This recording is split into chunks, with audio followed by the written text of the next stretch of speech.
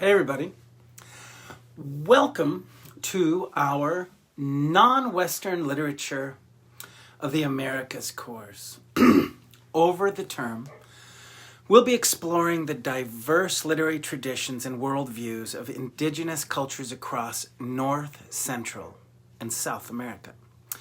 Our journey will take us from the ancient mythologies of the Aztecs and the Mayans to the powerful poetry and oral histories of the Native American nations, to the magical realism and socio-political writings emerging from modern Latin American authors.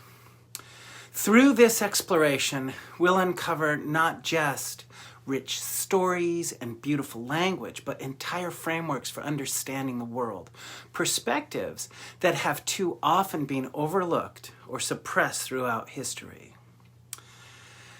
We're going to be having big surprises.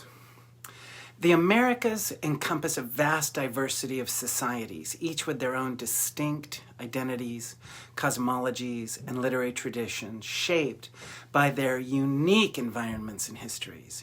In studying these cultures, we'll look at how geographical place and ecology influence ways of expression, and we'll see how oral and written literatures reflect distinct philosophies, values, and modes of existence. We're just going to immerse ourselves in worldviews that are going to be new to us. We're going to be exploring poems and songs and histories.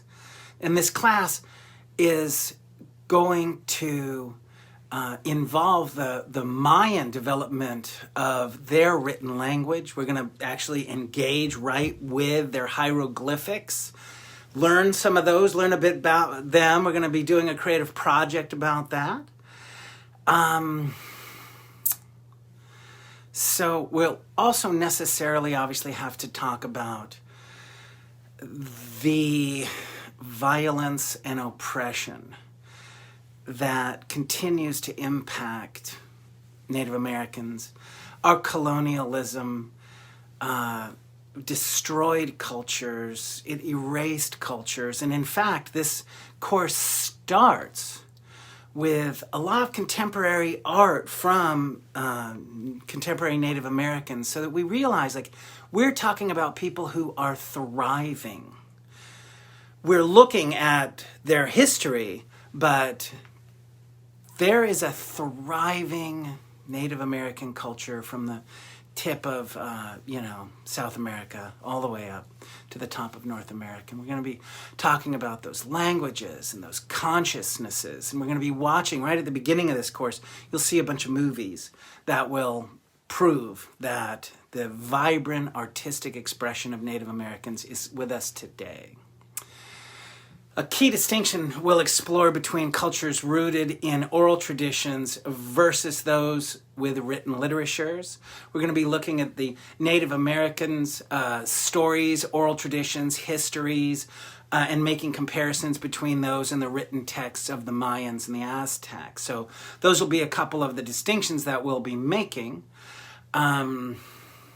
We will also be engaging in rich oral literatures.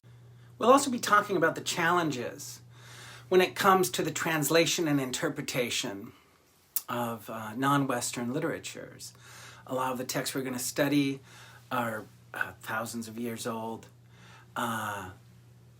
It's not just a challenge to translate that way, but it's also we're going to be talking about who gets to translate and what the effect of that is on the linguistic and philosophical paradigms of the source material, because there's been a lot of bias. And we're going to look at not only that, but we're going to be looking at cultural appropriation. And we have a great text that's going to get us thinking about that a lot. We're going to look at how Eurocentric thinking has distorted and erased indigenous perspectives. We're going to be talking about cultural appropriation and who has the right to interpret and translate. We'll explore the complexity of translation and authentic representation, and through this process, will gain a deeper appreciation for the nuances and power of these literary works in their original context. So before I close, I need to make certain that everybody has our textbooks in the language of kings. Our bookstore has it. I bet you I put a link to the Amazon. If I didn't, search it up. It's in the language of kings. But I'm pretty sure that the bookstore bought all of the ones that are available. It's kind of out of print, and I don't know why, but I consider the fact that it's out of print part of that erasing of cultures.